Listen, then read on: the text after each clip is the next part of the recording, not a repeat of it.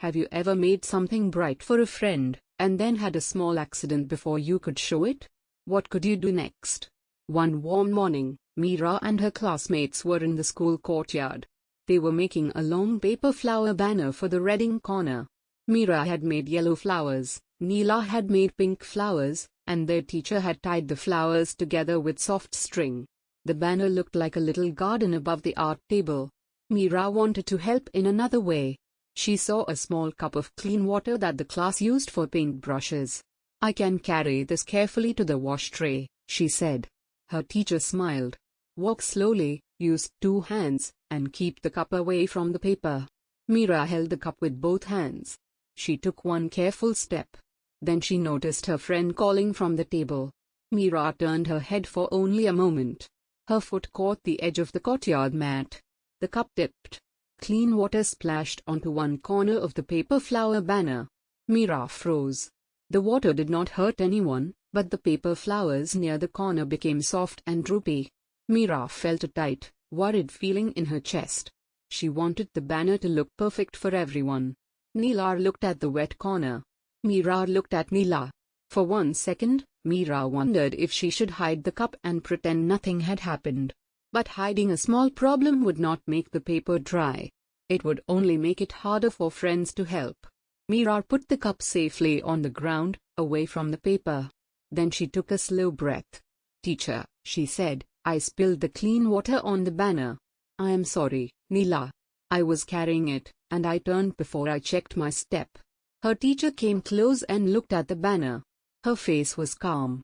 "Thank you for telling us straight away," she said. "Small accidents happen. A helpful apology has 3 parts. First, say what happened. Next, say you are sorry.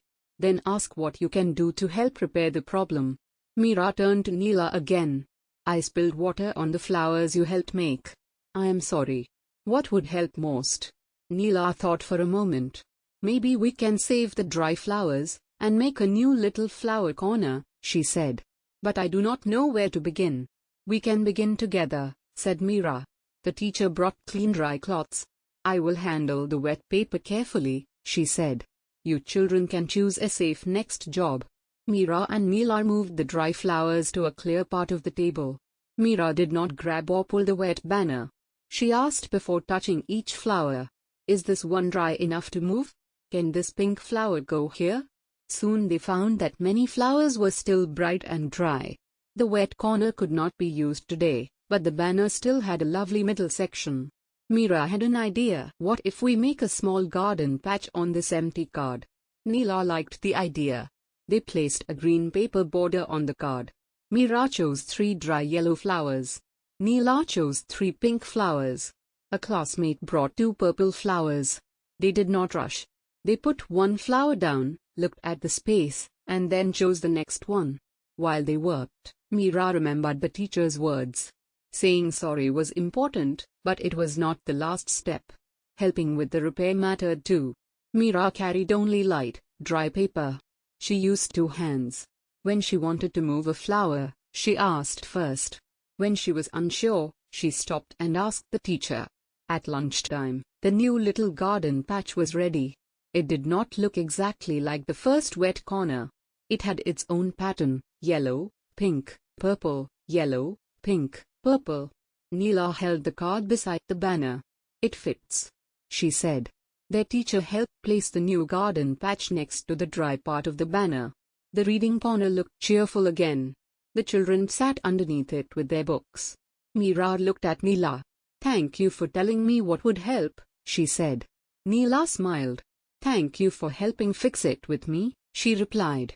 Later, a younger child asked why one small part of the banner looked different. Mira answered honestly. "I had a small accident with water. I told my teacher, said sorry, and asked how I could help. Then we made this new flower patch together." The younger child nodded. "So an apology is not only words." "That is right," said Mira. "Words are the start. Kind actions can help next." Before going home, Mira put the small cup back by the wash tray. This time she looked at the path first.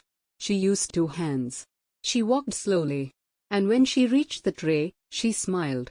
She had learned that a small mistake did not have to become a big worry. She could tell the truth, apologize kindly, listen, and help make things better. The next time you have a small accident, you can try Mira's gentle plan: tell what happened, say sorry, ask what would help, and do one kind repair step. That is how care can grow after a mistake.